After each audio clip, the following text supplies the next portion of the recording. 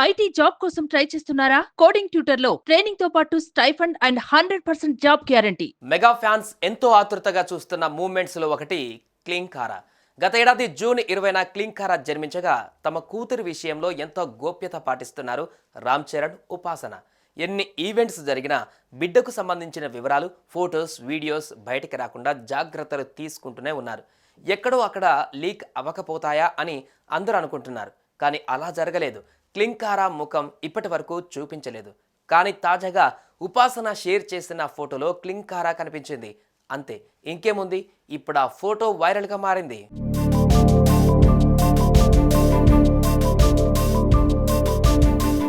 Mega princess Klin Kaara Konidela ఫోటోను ఏకంగా ఉపాసన షేర్ చేశారు. కానీ ఇందులో క్లింకారా ముఖం పూర్తిగా కనిపించలేదు.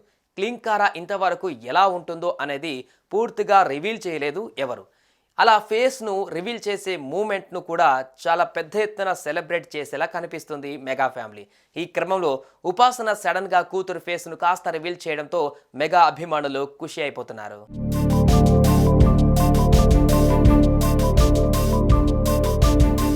తాతయ్యతో కలిసి అపోలో ఆసుపత్రిలో ఉన్న శ్రీ వెంకటేశ్వర స్వామి ఆలయాన్ని దర్శించుకుంది క్లింకారా.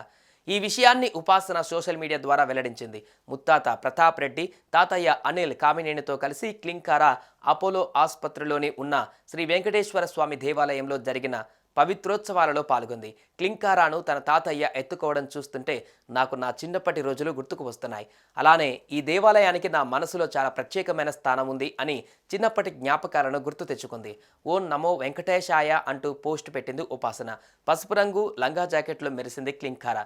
జుట్టుకు ఓ చిన్న క్లిప్ పెట్టుకొని కనిపించింది.